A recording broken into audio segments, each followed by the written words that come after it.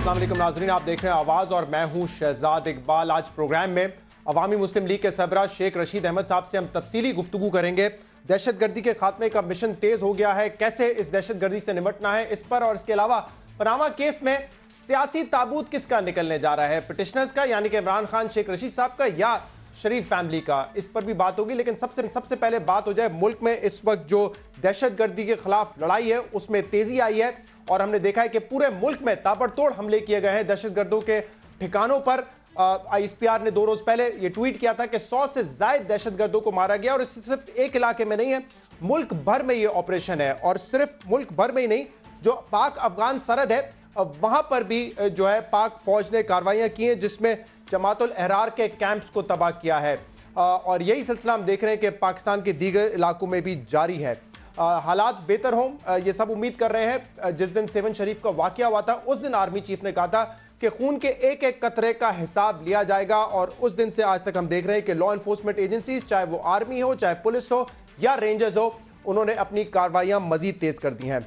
पाकिस्तानी अवाम के लिए, cricket fans के लिए एक बड़ी खुशखबरी है और वो ये है कि PSL का फाइनल इस दफा लाहौर में होगा। PSL से पहले ये कोशिश की जा रही थी कि लाहौर में फाइनल करवाया जाए, लेकिन पिछले हफ्ते की जो दहशतगर्दी के वाकयात थे उसके बाद ऐसा लग रहा था शायद ये मुमकिन ना हो। लेकिन आज दुबई में ये फैसला हुआ है तमाम जो टीम ओनर्स हैं उनके दरमियान, PCB और PSL की मैनेजमेंट के दरमियान, कि फाइनल अब PSL का लाहौर में होगा। और बात सिर्फ क्रिकेट की नहीं है, बात अब यह है कि जो दहशतगर्दों के नापाक अज़ाइम है उनको हमने शिकस्त देनी है। पाकिस्तान की आवाम को यह दिखाना है कि हम एक कौम है, हम जिंदा दिल कौम है और दहशतगर्दों के सामने हम झुकने वाले नहीं है। तो सिर्फ क्रिकेट एक एस्पेक्ट नहीं है कि PSL का फाइनल होने से पाकिस्तान क्रिकेट को फायदा होगा, नुकसान होगा या इंटरनेशनल क्रिकेट बहाल होगी या नहीं। इस वक्त जो एक टॉप एजेंडा है वो ये है कि दहशतगर्दों को शिकस्त देनी है, उनकी सोच को शिकस्त देनी है और ये बताना है उनको कि पाकिस्तान कौम जो है वो जिंदा कौम है, रेजिलिएंट कौम है पाकिस्तान कौम, और वो जानती है कि दहशतगर्दों के खिलाफ किस तरीके से लड़ना है और उनको क्या पैगाम देना है। तमाम सूरत हाल पर पहले हम बात करेंगे। हमारे साथ इस वक्त मलिक अली मौजूद हैं, तर्जुमान है आप पंजाब हुकूमत के। बहुत बहुत शुक्रिया मलिक साहब, प्रोग्राम में आपने हमें ज्वाइन किया। ये अब एक भारी जिम्मेदारी आ गई है पंजाब हुकूमत के कांधों पर, क्योंकि PSL का फाइनल होना है लाहौर में और फुल प्रूफ सिक्योरिटी जो है वो प्रोवाइड करने का जो अव्वलीन जिम्मेदारी है वो होगी पंजाब हुकूमत की। तो क्या तैयार है इसके लिए पंजाब हुकूमत मुकम्मल सिक्योरिटी देने के लिए, वो सिक्योरिटी जो कि हेड ऑफ द स्टेट को दी जाती है? जी शहजाद साहब, बहुत शुक्रिया। ये बिल्कुल आपकी बात ठीक है और इसमें तमाम डिटेल्स का बड़ा ध्यान रखा जाएगा, पूरी कोशिश की जाएगी और इसमें कोई दो राय नहीं है कि जो पहले पोस्ट लाहौर ब्लास्ट सिचुएशन जो अब डेवलप हुई है उसमें सिक्योरिटी को और बीफअप किया जाएगा, फर्दर टाइटन किया जाएगा। जो डिटेल्स बिल्कुल हेड ऑफ स्टेट्स के लिए हो सकती हैं वही उसी डिटेल्स पर इनको बिल्कुल बाय द बुक सारी चीज़ों को पूरी अरेंजमेंट प्रॉपर की जाएगी। और इसमें साथ में आपको ये बताता चलूँ कि ये जो सिक्योरिटी की डिटेल्स हैं इनको अब रिविज़िट किया गया है और कोशिश ये की गई है कि इसमें बेस्ट अवेलेबल जो हमारे जितने भी सर्वेलेंस के मैकेनिज्म हैं और जितनी भी हमारी इसमें जो डिप्लॉयमेंट है वो बेस्ट अवेलेबल डिप्लॉयमेंट और सर्वेलेंस की जाएगी और बेस्ट सिक्योरिटी प्रोवाइड की जाएगी। इंशाल्लाह होपफुली ये हमारी एक अचीवमेंट होगी कि we will show the resolve और अपनी रेजिलियंस, जैसे आपने अपने इंट्रो में कहा, और इसमें चीफ मिनिस्टर की बड़ी क्लियर इसमें डायरेक्शन है। और ये क्रिकेट जो है ये जो नॉट जस्ट अ गेम, और जैसे आप कह रहे थे मैं 100% इन एग्रीमेंट टू यू कि ये सिर्फ क्रिकेट की बहाली की बात नहीं है। This is a message which we will give इंशाल्लाह। जी मलिक साहब, ये बताइएगा कि पंजाब हुकूमत अपने तौर पे ही सिक्योरिटी का इंतजाम करेगी या जैसे 3 रोज पहले chief of the army staff ने कहा था कि हम मुकम्मल सपोर्ट देने के लिए तैयार हैं, तो पाक फौज से भी मदद मांगी जाएगी सिक्योरिटी के लिए? देखिए इसमें ये अभी डिटेल्स कल इनकी जो इंटेलिजेंस शेयरिंग कमेटी की मीटिंग्स हैं उसके अंदर ये सारी तफसीलात तय कर ली जाएंगी। और जैसे अभी chairman PCB will be available in Lahore in next couple of days, तो ये सारी डिटेल सॉर्ट आउट कर ली जाएंगी, जो बेस्ट मैकेनिज्म होगा वो इवॉल्व किया जाएगा। जी लेकिन देखें, एक तो डेफिनेटली जिस दिन ये मैच होगा उस दिन तो हम अफोर्ड नहीं कर सकते कि किसी किस्म का सिक्योरिटी लैप्स हो और अल्लाह ना करे किसी किस्म का कोई वाकया हो, लेकिन उससे पहले भी सिक्योरिटी को बेहतर बनाना है। तमाम दुनिया की नजर होगी इस वक्त पाकिस्तान पर, खासतौर पर लाहौर पर।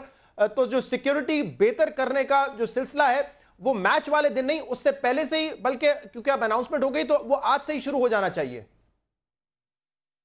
ये बिल्कुल ऐसे ही है जैसे आप कह रहे हैं, क्योंकि मैंने जैसे आपसे पहले कहा कि ये जब से ये लाहौर का ब्लास्ट हुआ है, ये सिक्योरिटी अरेंजमेंट्स को, क्योंकि बात तो तब से चल रही थी कि पीएसएल यहाँ पे होगा कि नहीं होगा, फिर कुछ ये खदशात थे कि शायद इंटरनेशनल प्लेयर्स जो हैं वो इस सिचुएशन में, जब इतना बड़ा एक दहशतगर्दी की लहर पूरे मुल्क में चली हुई थी, तो शायद इंटरनेशनल प्लेयर्स रिलक्टेंट हों, उनके अपने ममालिक उनको ये इजाज़त ना दें कि वो यहाँ पर आएँ। लेकिन ये बात तय है कि जब ये रिविजिट किया गया तो ये मैं आपको पूरे वसूख से बता रहा हूँ और मैं ये आपके साथ शेयर कर रहा हूँ बात, कि बेस्ट अवेलेबल फैसिलिटीज़ जो हैं वो हम जो भी अरेंजमेंट पीसीबी करेगी, और हमारा काम है सिक्योरिटी देना, और उसके लिए जिन जिन कंपोनेंट से हमें साथ अपनी सपोर्ट चाहिए होगी वो भी लेंगे। इंशाल्लाह बेस्ट सिक्योर इन्वायरमेंट प्रोवाइड की जाएगी जी। क्योंकि एक कंसर्न जरूर होगा, जो लाहौर का ब्लास्ट भी था वो पंजाब असेंबली के बिल्कुल करीब हुआ था, वो रेड जोन है, हाई सिक्योरिटी वहां पर होती है, तो ये कंसर्न जरूर होगा लोगों का कि उस जगह पे ब्लास्ट हुआ है आखिरी, तो ये जरूरी है कि फुल प्रूफ सिक्योरिटी जो है उसका बंदोबस्त आज नहीं तो कल से शुरू कर दिया जाए, क्योंकि अब पीएसएल का फाइनल लाहौर में होना है। देखिए शहजाद, मैं रेफरेंस टू द कॉन्टेक्स्ट जो आपने भी बात की है, इसमें जो पहला लाहौर का ब्लास्ट है, और वो बिल्कुल आपकी बात दुरुस्त है कि पंजाब असेंबली के सामने हुआ, और उस पर काफ़ी बात हो चुकी है, 5-6 रोज़ इस पर बड़ी डिबेट होती रही, हर पहलू पर डिबेट होती रही, मीडिया पे कोई एंगल उस पर कोई ऐसा रह नहीं गया जिस पर बात नहीं हुई।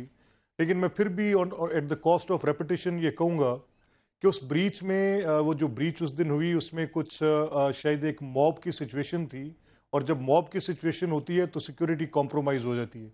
उसकी वजूहात क्या थी, गवर्नमेंट ने उनको टाइम पर डिस्पर्स क्यों नहीं किया, वो एक अलग डिबेट है, उसमें जाने का। चले मलिक साहब, उस पर तो हमने तफसीलन बात की भी है, और इसके अलावा शहबाज शरीफ साहब ने भी एक पूरी मुकम्मल प्रेस कॉन्फ्रेंस की थी। रेंजर्स के मामले पे बात करते हैं। अभी पिछले हफ्ते ही मैंने भी आपसे सवाल किया था, जिस दिन इमरान खान साहब ने यह मुतालबा किया था कि कराची जैसा ऑपरेशन रेंजर्स का लाहौर और पंजाब में होना चाहिए, तो आपने कहा इसकी जरूरत नहीं है, ये उनका सियासी मौकिफ हो सकता है। तो कल जो मीटिंग हुई एपिक्स कमेटी की, उसमें फिर फैसला किया गया है कि रेंजर्स को तलब किया जाएगा पंजाब में, उनको इख्तियारात दिए जाएंगे। तो ये किस चीज ने आपको कन्विंस किया कि हाँ सीटीडी अच्छा काम कर रही है, लेकिन अब रेंजर्स की जरूरत है मैं पंजाब में? पिछले हफ्ते तक और इससे पहले क्यों आप लोग डिनाइल में थे? अरे देखिए शहजाद, मैं for the correction of record ये कह दूं कि जब आपकी मेरी लास्ट वीक यहाँ पर आपकी शो पे बात हुई थी, तो उसमें आपने इमरान खान साहब के इस हवाले से बात की कि वो कह रहे हैं कि जैसे कराची और पंजाब की मैंने सिमिलैरिटी ड्रॉ करने की कोशिश की थी कि क्या कोई ऐसा कंपैरेटिव एनालिसिस किया जा सकता है कि जो लाहौर के और कराची के क्रिमिनल ट्रेंड्स के अंदर कोई यकसुई नजर आए। कोई जिसकी जहाँ तक डिप्लॉयमेंट की बात है, तो मैंने ऑन रिकॉर्ड आपसे ये कहा था कि पहले भी कॉम्बिंग ऑपरेशंस इकट्ठे होते रहे, इंटेलिजेंस बेस्ड ऑपरेशंस इकट्ठे होते रहे, जहां पर जरूरत पड़ती रही वहां पर रेंजर्स की मदद हम साथ लेते रहे, और इन फ्यूचर भी अगर कोई जरूरत होगी तो हम लेंगे। अभी जो एपेक्स कमेटी की सिचुएशन, तो आप कह रहे हैं आर्टिकल 147 के तहत तलब किया जाएगा रेंजर्स को, और आज राना सनौला साहब कह रहे थे जो इख्तियारात कराची में दिए उससे ज्यादा इख्तियारात देंगे रेंजर्स को। अच्छा देखें, जो इख्तियारात की बात है, अभी मैं आपको प्रिसाइजली ये कह रहा हूँ कि ये बड़ी बहस चल रही है कि रेंजर्स के पास अभी कराची में जो इख्तियारात थे उसमें एक टसल, बड़ी एविडेंट टसल रही, जिसकी कुछ हमें पार्लियामेंट्री भी सूरत नज़र आई कि जब वो पार्लियामेंट में जाएगा क्या एग्जीक्यूटिव ऑर्डर के साथ हो सकता है, क्या एपेक्स कमेटी ऐसे इख्तियारात दे सकती है। पहले एक मैं आपको एक बात बताऊं कि जो मार्बल फेडरलिज्म होती है उसके अंदर ये बेसिक प्रिंसिपल है कि ये आपकी कॉम्प्लीमेंट करने के लिए होते हैं, प्रोविंसेस एट देयर ओन। ये सारे मामला जब इस तरह की एक्स्ट्राऑर्डिनरी सिचुएशंस हो तो अकेले प्रोविंसेस उनको कॉम्बैट नहीं कर सकते, और post Lahore blast situation drastically change हुई है, और उसमें हमें कुछ अपनी पॉलिसीज को भी रिविजिट करना पड़ा है। और इस बात को मैं आपको बताऊं कि ये कुछ इंफॉर्मेशन बेस्ड इस फैसले को किया गया कि अगर ये पैरामिलिट्री फोर्सेस जो होंगी, जैसे जो हमारे बॉर्डरिंग डिस्ट्रिक्ट्स हैं, राजनपुर है, डीजी खान है, और उनके साथ जो ट्राइबल एरियाज हैं, वहां पर अगर कोई आपको एलिमेंट मिलेगा तो पुलिस की capacity in that difficult train, जो हिली ट्रेन्स हैं, वो छोटू गैंग के केस में जो बार बार एक शोर मचता रहा, आपने देखा कि पुलिस ने पूरी जील एंड विगर के साथ ऑपरेशन करने की कोशिश की, लेकिन वहां पर वो ट्रेन इतनी डिफिकल्ट थी कि अदर देन पैरामिलिट्री फोर्सेज उनको हम काफ़ी डिफिकल्टी पैदा हो रही थी उनके साथ कॉम्बैट करने में। तो जो रेंजर्स का फैसला किया गया है, ये तो कोई होलिस्टिक खसूसी अप्रोच पर इख्तियारात किया नहीं दिए गया जा रहे, जैसे कि राना सनाउल्लाह साहब फरमा रहे थे। मुख्तसर अगर मुझे जवाब देते इस बात का। मैं Shahzad, I can't contradict the law minister, obviously is in a very senior position और उन्होंने जो कहा है वो दुरुस्त कहा होगा। लेकिन फिलहाल जो अभी एपेक्स कमेटी के डिसीजंस हैं, वो डिसीजंस ये हैं कि strategically it has been decided कि रेंजर्स की मदद ली जाएगी। अब उसकी टेक्निकल डिटेल्स क्या होंगी ये सब्सिक्वेंट मीटिंग्स में तय होगा और उसके लिए प्रोविंशियल इंटेलिजेंस शेयरिंग कमेटी बना दी गई है जो एवरी ऑल्टरनेट डे मिलेंगी। जी बहुत बहुत शुक्रिया मलिक, प्रोग्राम में ज्वाइन करने के लिए। अच्छी खबर है पाकिस्तान क्रिकेट फैंस के लिए और पाकिस्तानियों के लिए कि पीएसएल का फाइनल होने जा रहा है लाहौर में। जैसे पंजाब गवर्नमेंट के तर्जमान कह रहे थे कि जिससे मदद लेने की जरूरत होगी मदद देंगे, फुल प्रूफ सिक्योरिटी प्रोवाइड करेंगे, वो सिक्योरिटी जो कि हेड ऑफ द स्टेट्स को दी जाती है। और एक और अच्छी खबर यह है कि ऐसा नहीं कि कोई इंटरनेशनल प्लेयर पाकिस्तान नहीं आने जा रहा। आज जो मीटिंग भी उसमें लिस्ट पेश की गई है कि 50 ऐसे इंटरनेशनल क्रिकेटर्स हैं जो कि इस वक्त पीएसएल में नहीं है लेकिन वो पाकिस्तान आने के लिए तैयार हैं। उनके मुआवजे के हवाले से भी कहा गया है कि जो आएंगे उनको $10,000 से $50,000 इजाफी रकम भी दी जाएगी ताकि उनको मोटिवेट किया जा सके पाकिस्तान आने के लिए। तो अच्छी खबर है और अब देखना यह है कि पीएसएल में कौन सी टीम्स पहुंचती हैं जिनको जो है ये मुकम्मल तौर पे सिक्योरिटी प्रोवाइड की जाएगी। प्रोग्राम में शामिल करेंगे एक ब्रेक और ब्रेक के बाद हम बात करेंगे शेख रशीद साहब से और उनसे पूछेंगे पनामा में सियासी ताबूत किसका निकलने वाला है और जो हालिया दहशतगर्दी है उसके पीछे वजूहात क्या है और उसको टैकल करने के लिए मजीद क्या करने की जरूरत है।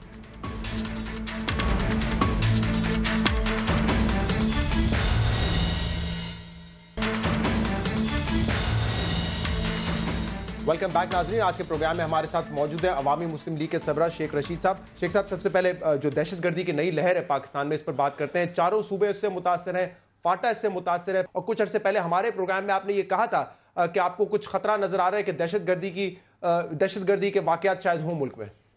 मेरे मुंह में खाक, मैंने तो ये कहा था कि कोई बड़ा हादसा भी हो सकता है और 2017 में 37 दहशतगर्दी के वाकयात हो चुके हैं, 37। और ये जब मैंने कहा था तो उस वक्त मुझे सिर्फ ये इतला थी कि सीरिया से दोनों ग्रुप वापस आ गए, वहाँ सीज़ फायर हुआ तो दोनों मख्तबा फ़िक्र के लड़ने वाले लोग वहाँ से चले।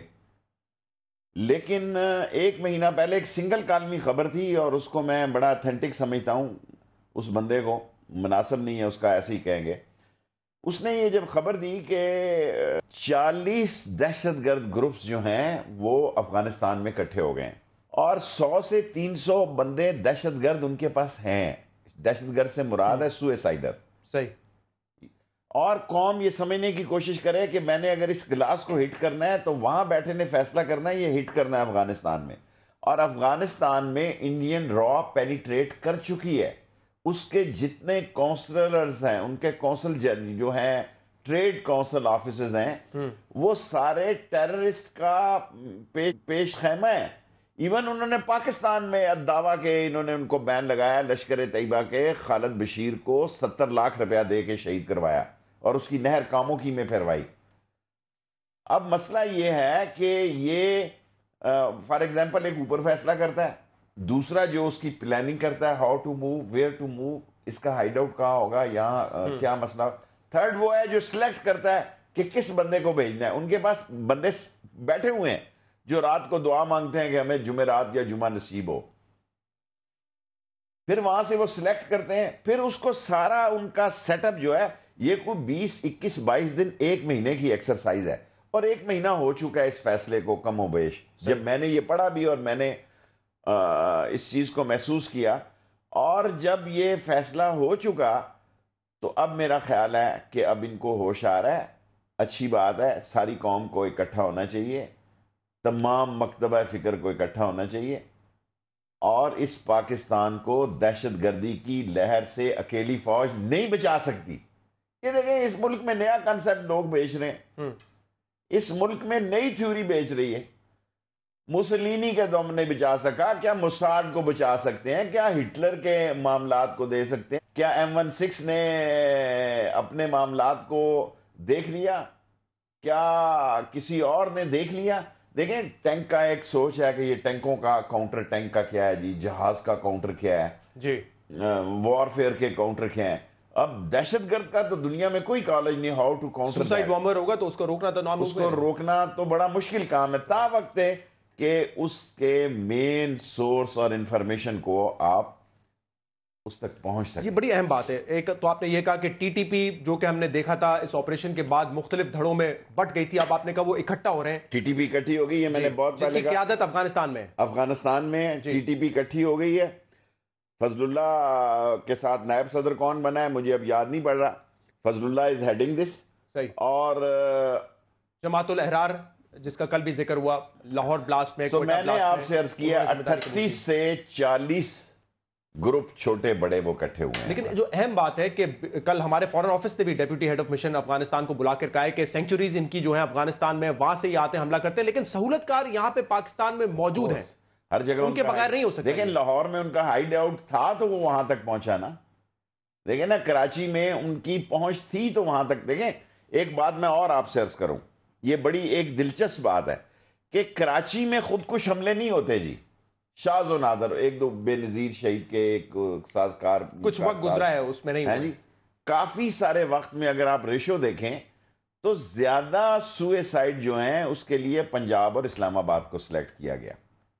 और उनके पास एक बहुत बड़ा ये कहना कि उनके पास ये सोर्स और नर्सरियां खत्म हो गई हैं, ये गलत बात है। सही ये हैं। और जो इलेक्शन ये जो नेशनल प्लान है 22 पॉइंट जो है, कहा है जी। आपको लगता है कि पंजाब में उनकी ज्यादा सहूलतकार है जिसकी वजह से ये जो सुसाइड अटैक्स होते हैं पंजाब की साइड पे होते हैं? देखें, गुर्बत, बेरोजगारी, पॉपुलेशन के लिहाज से उसके हिस्सा पंजाब में बहुत ज्यादा आता है। और जनूबी पंजाब उसका मेन हब है। हमने दिया क्या है जी किसी को जनूबी पंजाब को? क्या दिया हमने? भावलपुर और भावलनगर को और लिया को और भक्कर को और सारी तरक्की। 40% पॉपुलेशन लाहौर की बढ़ गई है और ये सारे इस मुल्क के इलेक्शन को भी तबाह, यानी एक अगाड़ पिछाड़ कर देगी। अगर 13 लाहौर की सीटों में 7 सीटें और बढ़ाएंगी या 6 या 7 सीटें, 20 सीटें तो लाहौर की हो जाएंगी। पता चल जाएगा मर्दमशुमारी के बाद। मुझे बताएं, वहां पे तो जो हो रहा है वो रीग्रुप हो रहे हैं अफगानिस्तान में, टीटीपी वापस मुनज़्ज़म हो रही है, लेकिन क्या हमने जो नेशनल एक्शन प्लान बनाया था, जिस तरीके से हम ये जंग लड़ रहे थे, क्या उस पे एक्सीलरेटर पर से पैर हमने भी हटा दिया? बेसिकली हमारी क्यादत जब करप्ट होती है ना, बुज़दिल होती है। एक दयानतदार आदमी ऑनेस्ट होता है, उसका ईमान होता है कि मौत जो रात कब्र में है वो बाहर नहीं है। मुसलमान का ईमान है तरक्की, तनज़्ज़ुली, जिंदगी, मौत, बीमारी, सेहत, कारोबार, नफा, नुकसान, शोहरत, बदनामी, इज्जत, बेइज्जती, ये सब अल्लाह सुब्हान ताला के पास है। और ये उसी शख्स का ईमान हो सकता है जिसका अल्लाह पे कामिल यकीन हो और दौलत से उसकी हिवस ना हो। और ये पनामा लीक्स इस मुल्क की जड़ों में बैठ गई है। इस प्राइम मिनिस्टर की जिद, ईगो, अपने आप को ये ज़ाहिर। मैं एक साबका दोस्त की हैसियत से आपके प्रोग्राम में नवाज शरीफ साहब को मशवरा देना चाहता हूं कि इतनी बेइज्जती जिस हुक्मरान की हो और जिस हुकूमत की हो, इखलाकी तौर पे केस जीतना और हारना कोई मायने नहीं रखता। अवाम की नज़रों में आप ये केस हार चुके हैं, इखलाकी तौर पे आप केस हार चुके हैं, सियासी तौर पर आप ये केस हार चुके हैं। फैसला जो मर्जी आए, इससे कोई फर्क नहीं पड़ता। मैं इस पे आता हूं, ये अपने बड़ी अहम बात की, फैसला जो भी आए। लेकिन मुझे एक सवाल का जवाब दे दें कि पाकिस्तान मुस्लिम लीग नून की हुकूमत ये दावा करती है कि जो ऑपरेशन शुरू हुआ कराची एयरपोर्ट अटैक के बाद वो हमारी क़यादत में हुआ, हमारे कहने पे हुआ, कराची के हालात बेहतर हैं, हमारी वजह से हैं। लाहौर में ये जो हमला हुआ है 1 साल के बाद हुआ है, तो वो कहते हैं इसका क्रेडिट हमें दें कि हालात बेहतर हुए हैं हमारे दौर में। हराम है इनका कोई इस मसले में तवज्जो हो। पहली दफा इंडिया के कहने पे इन्होंने हाफिज सईद पे पाबंदी लगाई है, India and American joint venture पे। हालांकि वो दहशत गर्दों में मुलव्वस नहीं है, वो ऐसी टक्केमारी का काम नहीं करते। थ्रू आउट पाकिस्तान में मुलव्वस नहीं है या कहीं पे भी मुलव्वस नहीं है? कहीं भी मुलव्वस नहीं है दहशत गर्दी में। इंडिया में कश्मीर की जद्दोजहद आज़ादी की वो हामी है और उसके मुजाहिदीन का एक रोल है। But it's a hard fact कि ये सारा काम फौज की भी मैं आपको बताता हूं, शमाली वजीरिस्तान में फौज आज नहीं गई, रहील शरीफ के दौर में नहीं गई, ये जनरल कियानी के दौर में वहां मौजूद थी। लेकिन वो जनूबी वजीरिस्तान से सारे लोग खामोशी से शमाली में चले गए, शमाली से अफगानिस्तान में चले गए। जनूबी वजीरिस्तान के बाद शमाली में लड़ाई लड़ी, रहील शरीफ ने लड़ी, जनरल कियानी ने कोई लड़ाई नहीं लड़ी दहशत गर्दों के साथ, क्योंकि वो इक्तदार की हवस में मुब्तला बैठा हुआ था कि 3-3 साल की एक्सटेंशन। जो आदमी करप्ट हुकूमत के साथ खड़ा है, चाहे यूनिफॉर्म में है, बगैर यूनिफॉर्म के है, वो ब्यूरोक्रेट है, वो स्टूडेंट है, वो लॉयर है, वो बिजनेसमैन है। मैं भी जी, कल मुझे टैक्स वाले बुलाएं तो सही, मैं उधर से थाईलैंड से किसी का लेटर ले आऊंगा। देखो ना, लेटर कतरी हो या थाईलैंड ही हो, और चीफ साहब ने कहा शेख रशीद सही कहता, उधर से फिर डेनमार्क से लेटर ले आएगा ये। अब जितनी मर्जी आप दौलत लूटें, महल बनाएं, अपने बच्चों के नाम लेके जाएं, अपने रिश्तेदारों के नाम लेके जाएं, किसी एक से घिसा पिटा थका हुआ गंदा और आलूदा सर्टिफिकेट ले आए कि जनाब ये तो उसकी इन्वेस्टमेंट है, उसने पता नहीं कल ये लांगू जिसके 40 करोड़ रुपए निकला है, वो भी कहे जी जनाब अली ये मेरे पास कतरी खत पड़ा कि कतरी ने भेजे थे कि मैंने इधर जमीन लेनी है। क्या हो सकता है शेख साहब, अगर आप कहते हैं कि इतना ही घिसा पिटा आलूदा ये कतरी का खत है और अवामी सियासी केस हार चुके हैं नवाज शरीफ साहब, तो फिर आप ये क्यों कह रहे हैं कि अगर ये केस जीत भी गए, यही बात इमरान खान साहब ने पिछले हफ्ते मेरे प्रोग्राम में की कि बरी भी हो गए तो बाइज्जत बरी नहीं होंगे। ये यकीन क्यों नहीं है आपको इन तमाम चीजों के बावजूद कि ये केस भी आप लोग जीत सकते हैं? मैंने ये कहा जनाब अली ये कतरी 1112 है, सारी कौम ने 1112 कहना शुरू कर दिया। मैंने ये कहा कि ये रजिया भट्ट का नावल है। सारी कौम क्या समझती है?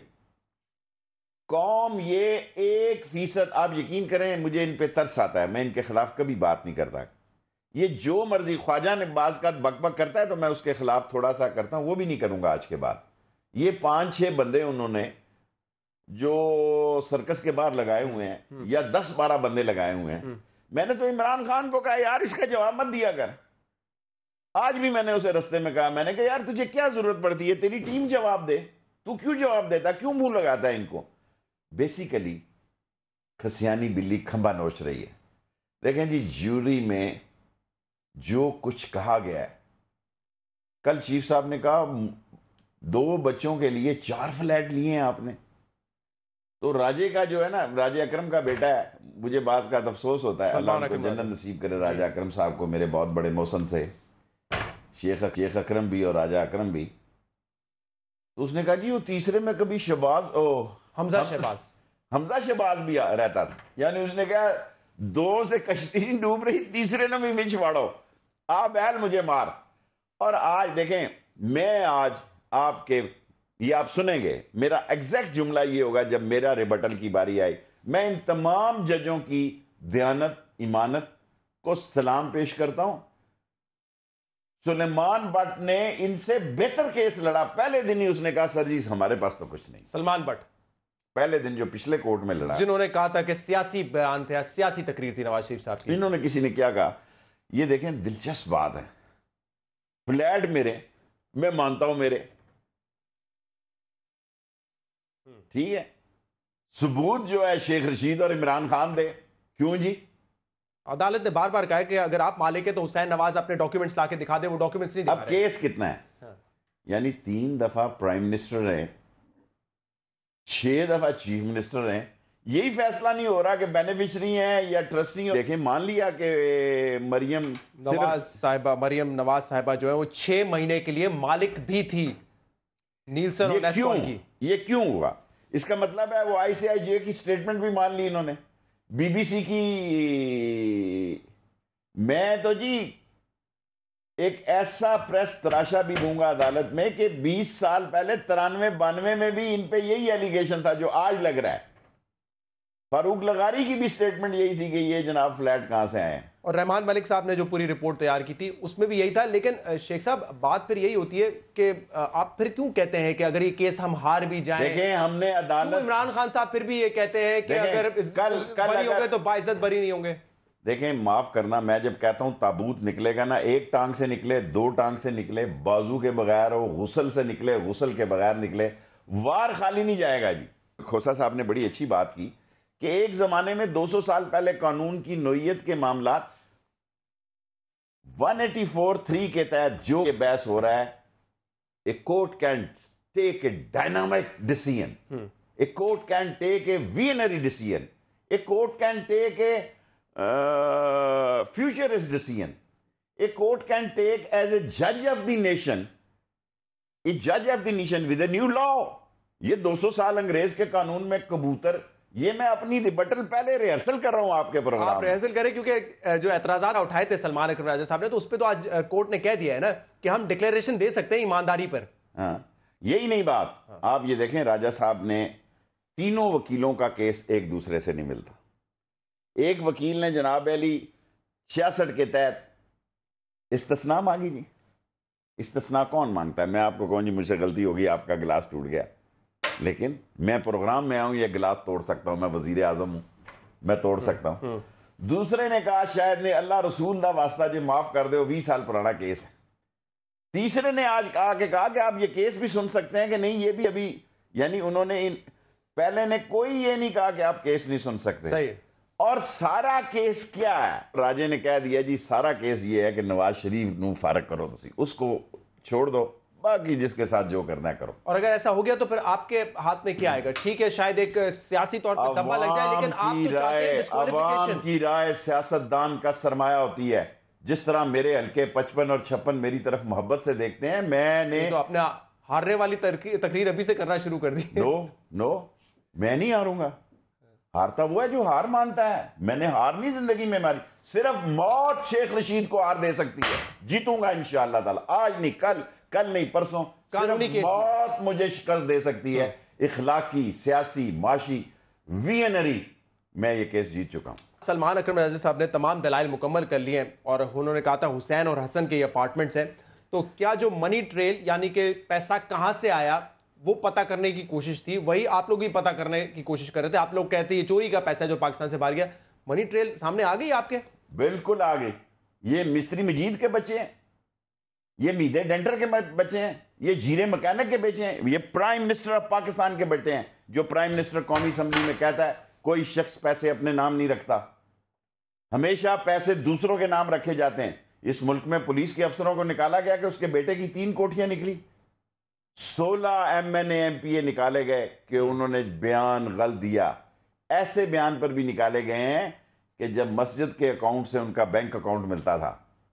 ठीक है, मुझे खुशी है इलेक्शन कमीशन ने मेंबरों को कहा है मेरे समेत के जनाब ये आपने गाड़ी ले ली, कहां से ली? This is the way, I love that.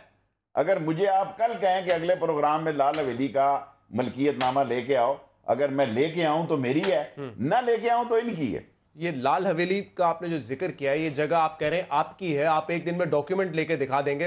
अभी शेरली साहब ने क्या करा, मैं सुना देता हूं, फिर जरा जवाब दीजिएगा इसका। जी, किसी गरीबों को बसाएंगे लाल हवेली के अंदर, गरीब बसेंगे, क्योंकि शेख रशीद तो गरीबों की बात करता है ना, तो गरीबों के माल के ऊपर बैठा है, ज़ुकात के माल के ऊपर बैठा है, महकमा औकाफ के माल के ऊपर बैठा है।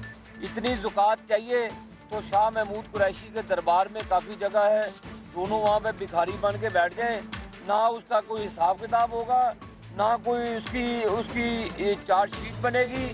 जी, वो कह रहे हैं गरीबों की जगह है, गरीबों को वापस भेजेंगे लाल हवेली में, शेख रशीद साहब को बाहर निकालेंगे वहां से। मैंने फैसला किया हुआ था कि इनको कोई जवाब नहीं देना। अगर मेरी मलकियत ना हो तो मैं नवाज शरीफ को गिफ्ट कर सकता हूं, अगर मेरी मलकियत ना होती। आप भी गिफ्ट करेंगे? मतलब पहले उनके पास तोहफे कम आ रहे, जो आप भी तोहफा देंगे नवाज शरीफ साहब को। 85 करोड़ रुपए से उसका क्या बनता है? एक घड़ी नहीं आती, बच्ची की एक ऐनक नहीं आती 14-14 लाख रुपए की, 2-2, 2.5 करोड़ रुपए। मैं अगर एक गिफ्ट दे दूंगा तो क्या फर्क पड़ेगा उसे? क्योंकि इन्होंने माल लेना ही देखा है, देना नहीं देखा। कतरी माल नहीं छोड़ते, इलेक्शन में इस्लामी मुल्कों की इमदाद नहीं छोड़ते। ब्रेक ले लूँ प्रोग्राम में, ब्रेक शामिल करेंगे प्रोग्राम में, इसके बाद आपके सामने दोबारा हाजिर होते हैं, हमारे साथ रहिएगा।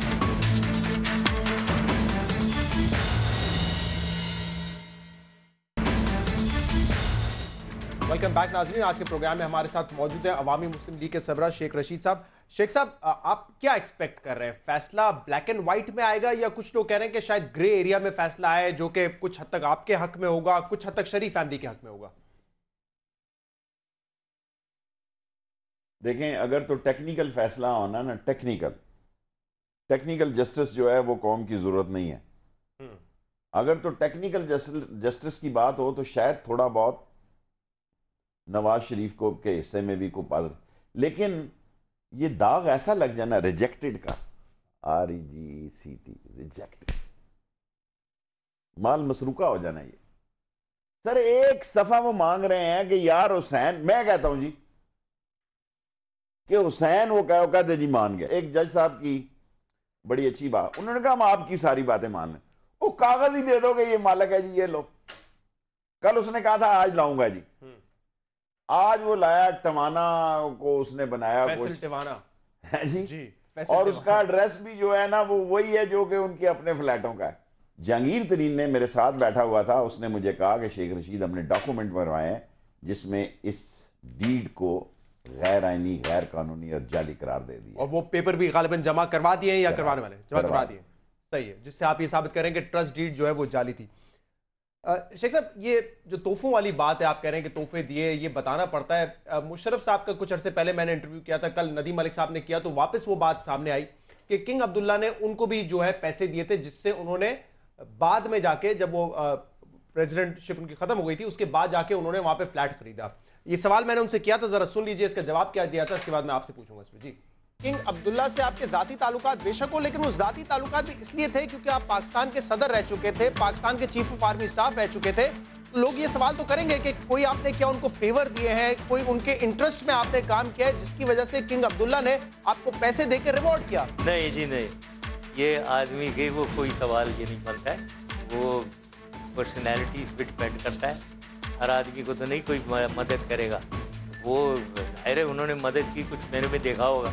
अब मैं आपको अगर बताना शुरू करूं कि वो क्या मेरे बारे में क्या सोचते थे वो, तो दिन गुजर जाएगा पूरा। ठीक है शेख साहब, तोहफे लेने वाले सिर्फ मियां साहब की फैमिली तो नहीं थी। मुशर्रफ साहब खुद कह रहे हैं कि किंग अब्दुल्ला ने मुझे काफी पैसा दिया क्योंकि मेरा जाती ताल्लुक था, इसलिए नहीं दिया कि मैं पाकिस्तान का सदर था या चीफ ऑफ आर्मी साहब था, जाती ताल्लुक था, उस पर मुझे पैसा मिला जिससे मैंने अपार्टमेंट खरीदा।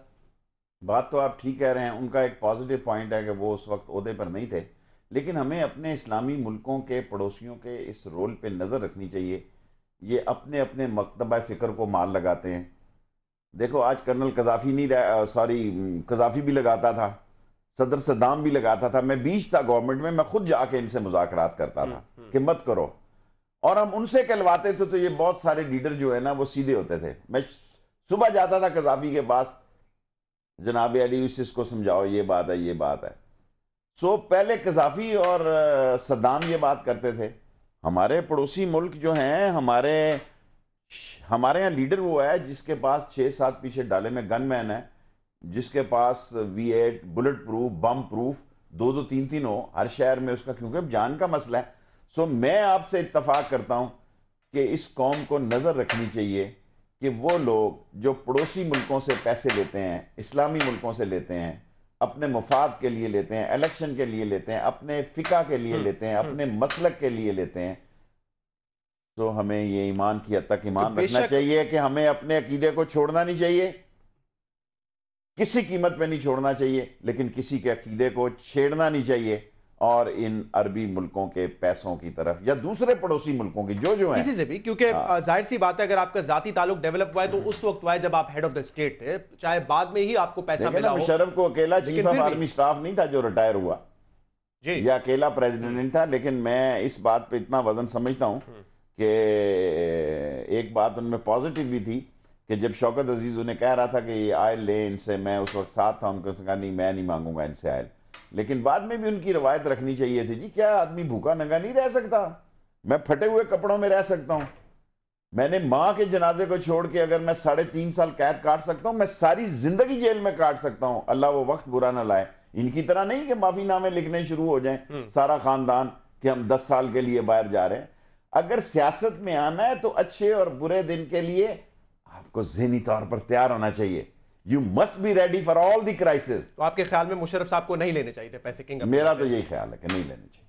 सही है। एक और अभी आपने खबर देखी होगी, दोबारा ये चीजें अब कोशिश की जा रही है कि तमाम मुस्लिम लीग्स को जो है वो इकट्ठा किया जाए, यूनाइट किया जाए, और इस सिलसिले में चौधरी शुजात साहब की मुलाकात भी हुई है मुशर्रफ साहब से। मैंने खुद परवेज इलाही साहब से अपने प्रोग्राम में पूछा था जब सब इकट्ठे होंगे तो क्या अवामी मुस्लिम लीग को भी इसमें दावत दी जाएगी शेख रशीद साहब को? उन्होंने कहा बिल्कुल दावत देंगे। कोई है इस चीज के इम्कानात के तमाम मुस्लिम लीग्स इकट्ठी हो जाए, और अगर हो भी गई तो कितना बड़ा धड़ा ये बनेगा? देखें, परवेज शुजात मेरे सके भाइयों की जगह। शुजात तो specially like my real brother, उसकी माँ से और उसके बाप से भी मेरा तल्लक था, और उसकी माँ से तो बहुत ज़्यादा रिश्ता था। वो साल के साल घी भी और आटा चीनी दाल भी मोहब्बत में भेजती थी एक माँ की हैसियत से।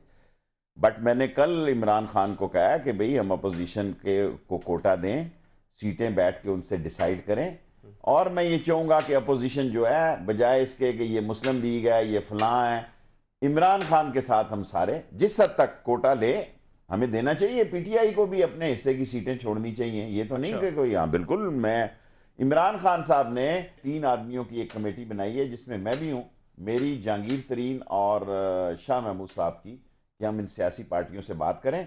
3 एक दिन में पनामा से फारिग हो जाएंगे। तो पनामा भी एक बहुत बड़ा मसला है, और खुदा न खास्ता को बड़ा हादसा मुल्क में ना हो गया, खुदा न खास्ता को बड़ा हादसा मुल्क में ना हो गया, तो फिर हम इस पे काम करेंगे। मैं इमरान खान को इस बात पे राजी करने के लिए पूरी कोशिश करूंगा कि हिस्सा बकदरे जुस्सा जिस पार्टियों में जेन्युइन ओरिजिनल कैंडिडेट हैं उनको साथ मिलाया जाए, और वो पार्टियां इमरान खान के साथ मिलें, इलेक्शन इत्तेहाद हो। It's a good choice. मतलब इसमें कौन सी मुस्लिम पार्टी लीग तो होगी? अगर आपने अच्छी खबर दी है कि हमें सारी पार्टियां होंगी इसमें। आप हैं कमेटी में, तरीन साहब हैं और शाह महमूद कुरैशी साहब हैं, तो ये किन किन पार्टी से सब पार्टियों से बात करेंगे, माइनस पीपल्स पार्टी। मैं तो नहीं करूंगा, क्योंकि मैं तो बिलावल जरदारी से कर सकता था। जब बिलावल और जरदारी दोनों ने नॉमिनेशन किए तो मैंने सिर पकड़ लिया, मैंने एतजाज को कहा, मैंने कहा ये क्या चवल मार दी है आप लोगों ने। इधर जाएगा क्या नाम है, आसफ जरदारी, इतना बड़ा उसके भी गुनाहों का पलंदा, इसके तो 4 प्लाट है ना, उसके तो 400 केसेस सामने दाखिल कर देंगे, क्योंकि उसने ऐसे दाखिल कर दें, ना खुद खेला है ना बिलावल को खेलने दिया है। और अगर बिलावल आसफ जरदारी के साए तले, अम्ब्रेला तले सियासत करेगा, बिग जीरो होगा। तो ये आपकी कोशिश होगी कि दूसरी ऑपोजिशन पार्टी से बात की जाए, जिसमें काफ लीग होंगी, मजीद पार्टीज होंगी, ये जमात इस्लामी होगी। बात करने में क्या आ रहा है, ताहिर कादरी साहब होंगे, ताहिर कादरी साहब भी होंगे उसमें। मैं तो जरूर बात करूंगा। सर उनकी सियासी हैसियत क्या है? सियासी हैसियत छोड़ें, अगर सिवाय इसके कि वो आपको 25 से 30 हजार शख्स प्रोवाइड कर सकते हैं धरना देने के लिए, उनकी सियासी हैसियत क्या है? मुझे पता है आपके दोस्त हैं, मेरे दोस्त भी हैं। मैं इसीलिए देखें, मैं एक इलेक्शन हारा, फजलुर रहमान साहब, जमात इस्लामी, वहदतुल मुस्लिमीन, हालांकि ये 3 पार्टियां जमात इस्लामी, वहदतुल मुस्लिमीन और फजलुर रहमान साहब सारी जिंदगी मेरे खिलाफ कैंडिडेट खड़े करते आए हैं, सारी जिंदगी। अगर ये 20-21 बंदे भी मेरे खिलाफ कैंडिडेट 55 और 56 में ना खड़े करें, तो मेरा ख्याल है जो मेरी लीड कम होकर 10-12 हजार रह गई है, ये 20-30 हो जाए दोबारा जीतने की, यानी क्योंकि ये भी 2-2, 3-3 हजार वोट है हर हल्के में, इन लोगों के वोट हैं। हमें हल्कों को स्टडी करना चाहिए। और बाकी हम सरवत कादरी साहब से भी मैं बात करूंगा, क्यों नहीं करूंगा जी। मेरे कादरी साहब एंड वक्त पे और छोड़ के चले गए थे। अबुल खैर साहब, अभी जो धरना देने जा रहे थे आप लोग फर्स्ट नवंबर, देखें जी बाद में जो होता है, अबुल खैर साहब से भी करूंगा, अबुल खैर साहब से भी करूंगा, सब लोगों से करूंगा। और मैं इस बात का हामी हूं, कामयाब हूं या नाकाम हूं, इन सब पार्टियों को, इमरान खान को अलायंस में टिकट्स का हिस्सा देना चाहिए। चले, एक तो ये फॉर्मूला है। दूसरा ये बता दें कि वो जो यूनाइट करना चाह रहे हैं मुस्लिम लीग, बहुत अच्छी बात है, मुमकिन है आप जाएंगे उसमें? देखो मैं मुस्लिम लीग ही हूं, मेरे जाने से क्या होगा, लेकिन मैं इत्तेहादी हूं इमरान खान का, ये सबको पता है। हाँ। नहीं, लेकिन अगर मुशर्रफ साहब, ऑल पाकिस्तान मुस्लिम लीग, देखिए ऑल पाकिस्तान मुस्लिम लीग जो है ना, सिर्फ शुजात और जनरल मुशर्रफ का नाम नहीं है, ठीक है। चट्ठा जाएगा जी, नहीं जाएगा, पता नहीं वो पार्टी है कि नहीं, कि उसका बेटा तो पीटीआई में आ गया है जी। But the hard fact is, अगर 10-12 मेजर पार्टी मिल जाएं जिसमें शुजात परवेज भी हों और सारे लोग हों, सीटों का फैसला हो जाए, तो मेरा ख्याल है मैं इमरान खान को राजी कर सकता हूं। अगर उसकी पार्टी का कोई और डिसीजन हो तो मैं जिम्मेदार नहीं हूं, इमरान खान की हद तक मैं जिम्मेदार। सही है। एक तो ये आपकी स्ट्रेटेजी हो गई कि किसके साथ इलेक्शन में अलायंस बनाना है या नहीं बनाना है। क्या इलेक्शन इस्लाहात पर भी नजर रखी है या नहीं रखी है? इलेक्शन के बाद फिर वही होगा कि रिगिंग हुई है, मामला है, कमेटी बैठी हुई है, कुछ इनपुट है आप लोगों का या नहीं है उसमें? देखें, इनके पास बहुत बड़ा सेटअप है धांधली का। जब तक फौज का एक कलीदी रोल नहीं होगा पाकिस्तान में इलेक्शन का, ये तो अमेरिका में इल्जाम लग रहा है कि जी वो रशिया ने हैक कर लिया इलेक्शन। अगर इलेक्शन ही हैक होने लगे, आज किसी जगह ब्रीफिंग हो रही थी, उन्होंने कहा जनाब हम ये करेंगे जनाब अली, ईमेल वोटिंग, क्या वोटिंग नहीं, ये इंक्वायरी केस का। मैंने कहा जी मैंने ई टिकटिंग शुरू की थी एज ए रेल मिनिस्टर, मेरा ये ख्वाब था कि ई टिकटिंग हो। पहले दिन 80,000 लोगों ने हैक किया, 80,000 पीपल इन वन डे। बजाय कि उसका शरीफाना तौर पे कोई मेरा ख्याल है 14 के 18 टिकटें सिर्फ ईमेल में जेन्युइन हुई। 80,000 लोगों ने गैर कानूनी तरीके से टिकट निकालने के लिए हैकिंग। देखिए ना, हमारे पास तो बड़े बड़े फनकार लोग हैं, और ये फनकार लोग इस तेजी से आगे बढ़ते जा रहे हैं कि ऊपर से नीचे तक निज़ाम आना चाहिए। जब प्राइम मिनिस्टर पे एलिगेशन होगा तो उसकी क्रिकेट पे इल्ज़ाम होगा, उसकी हॉकी पे इल्ज़ाम होगा, हत्ता कि जो बैंड बजाने जाते हैं। मैं मिनिस्टर था उस वक्त, मुझे इतनी अकल नहीं थी शुरू में। मैं एक ताइफे लेकर गया जो बैंड शैंड नगमे 14 अगस्त की यौम आज़ादी पे, पता लगा वो जो खातून थी उसने तबले सरंगी वालों में 10-12 बंदे अपने भी दाखिल कर दिए थे पैसे लेके। सर, करप्शन का कोई मौका हम छोड़ नहीं सकते। हम 14 अगस्त को गए तो वजीर को क्या पता कि ये तबला सरंगी वाला ठीक है या नहीं है। तो वो बहुत बड़ी आर्टिस्टिक और बड़ा पाकिस्तान में उनका नाम है। अभी ये जो आर्ट्स कॉलेज है उसमें भी उनकी करप्शन थी, लेकिन क्योंकि उनका बड़ा नाम है, जब तक इस मुल्क की क़यादत पाक, साफ और डिवोटेड और डायनामिक नहीं होगी, ये कारोबारी लोग मिलें चलाने वाले और शुगर के कारखाने लगाने वाले और कॉटन टेक्सटाइल वाले, ये इस मुल्क को चलाएंगे। वो लोग जिसकी वीएनओ के पाकिस्तान को आगे लेके जाना है, वो क़यादत चाहिए, वो नापायद। ये आपने कहा ना कि बड़े बड़े फनकार हैं, ये ऐसा लगता है ये बड़े बड़े फनकार हमारी क्रिकेट का अब भी हिस्सा है। आप बड़े क्लोजली वॉच भी करते हैं, क्रिकेट को फॉलो करते हैं। कौन कसूरवार है इसका जो स्पॉट फिक्सिंग हुई है? सिस्टम, खिलाड़ी है, सिस्टम है, या पीसीबी है? देखिए सर जी, सुबह निहारी वाले के पास जाओ, कहता है जी आटा ज्यादा मिल गया शेख साहब, 7 वाले से ले लो, ठीक है जी। दूध वाले के पास जाओ, दूध वाला कहता है जी कोई हालात नहीं है, हर किस्म के दूध का रेट है। दवाई वाले के हालात कल आपको पता है बेहतरी हुई है, कोई हुई है जी, अल्लाह आपका भला करे। वाटर जो है उसमें 88% पता लगा मिनरल वाटर जाली है। अल्लाह, दूध में पता लगा 90% यूरिया खाद और दूसरी दवाइयां और टीके वाला दूध है। मैं खान साहब के साथ अभी लंदन गया तो मेरे साथ था, तो मेरे पास थोड़े पैसे ज्यादा थे। मैंने कहा यार देखो ये 5-10 हज़ार पाउंड। ने कहा नहीं कुछ नहीं होता। मैं कहता क्यों लेके जा रहा है तू तो। मैंने कहा यार मुझे मेरे सपोर्टरों ने कहा कि उधर हेपेटाइटिस है, उनको टीके जाली हैं यहाँ पे। उसने कहा जी 4 टीके वहां से ले आना। जिस मुल्क में लोग आपके सपोर्टर ये कहते हो कि यार टीके ले आना वहां से, कैंसर के टीके ले आना है, हमें तो इतने मसाइल पैदा हो चुके हैं। देखिए, गैस नहीं, पानी नहीं, बिजली नहीं, नौकरी नहीं, इंसाफ नहीं, कानून नहीं, खाना नहीं, पीना नहीं, कोई चीज। जिस मुल्क का बच्चा यूरिया का दूध पीता होगा उस मुल्क में क्या वजीर आजम नेक परवीन होगा जी? आपके ख्याल में खिलाड़ी अगर करप्शन करते हैं, स्पॉट फिक्सिंग करते हैं, तो उसकी जिम्मेदारी भी वजीर आजम पर आती है? Of course. जब वजीर आजम ठीक बंदा ठीक फैसला करेगा, खुद पाक नेक पाक साफ होगा, उसको पता होगा मेरी गर्दन उतर जाएगी। देखे ना, पहले तो इसी जगह पे लोग कहते हैं वहां सैफुर रहमान का भाई लगाया था, लोग तो भूल जाते हैं।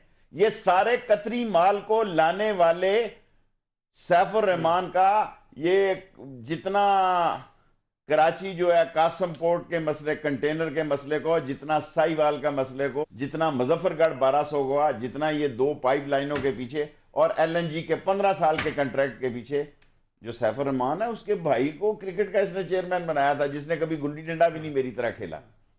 So there is always face behind a case, unfortunately। In faces के साथ क्या करना चाहिए जिन्होंने स्पॉट फिक्सिंग की और PSL को डैमेज करने की कोशिश की है, पाकिस्तान को डैमेज करने की कोशिश की है? ऊपर से पनामा से शुरू हो और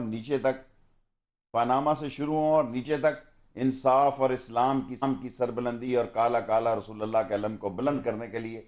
पता हो कि उम्र फारूक दर्स देने जा रहे हैं, जुमा पढ़ाने जा रहे हैं, और कहते हैं ठहर जाओ उम्र फारूक रजी अल्लाह ताला अन्हु, ये पोशाक आपने कैसे पहनी, ये है इस्लाम। उनका बेटा शहादत देता है जुमे की। उन्होंने कहा आप जुमा कैसे देने जा रहे हैं खुतबा?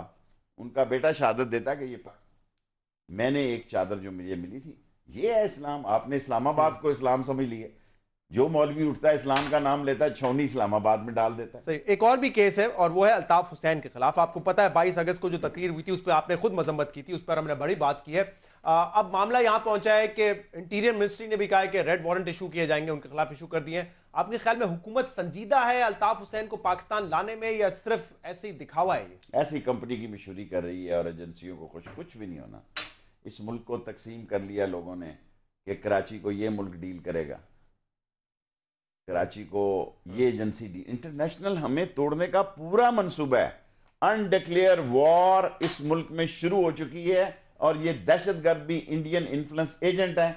और हर वो आदमी जो इस मुल्क की सेंस रखता है उसको समझ होनी चाहिए, जब तक अहल आदमी नहीं होंगे ना अहल और खराबी करेंगे। लॉयल्टी देखते हैं नवाज शरीफ, क्वालिटी नहीं देखता, तो और मुल्क को सत्यानाश कर दिया। अल्ताफ हुसैन के इस बयान के हवाले से भी कोई एहतसाब नहीं होगा? मतलब नहीं होता तो हो चुका होता। सारे बॉन्ड वहां से बरामद नहीं हुए जी, सारे पैसे वहां से बरामद नहीं हुए। सही है। और तो ये मेरा वो मशहूर जो जुमला है कि there is always face behind a case. हर मुल्क का इस पाकिस्तान में इंटरेस्ट है। हमारी जोग्राफियाई पोजीशन इतनी स्ट्रांग है कि जो हमने 15 लाख में ग्वादर ली है, 15 लाख में फिरोज खान नून ने 57-58 में ली है, वो दुनिया में एक इकोनॉमिक टावर के तौर पे जो रोल अदा करने जा रही है कि 60 मुल्कों का, 30 तो बड़े सगीर के हो गए, 30 अफ्रीका और दूसरे के लगा लें, 60 मुल्कों का उससे इंटरेस्ट पैदा हो रहा है। और ये चीन के नाम पे हमारे मुल्क को मोहब्बत की बजाय कांटे भी मिल सकते हैं, इसलिए बड़ी आंखें खोलने की जरूरत है। शेख रशीद साहब, वक्त मेरा खत्म हो गया। बहुत बहुत शुक्रिया आप प्रोग्राम पर तशरीफ लेकर आए। इस प्रोग्राम का फीडबैक नाज़रीन आप दे सकते हैं हमारे सोशल मीडिया पर। इजाजत दीजिए, अल्लाह हाफ़िज़।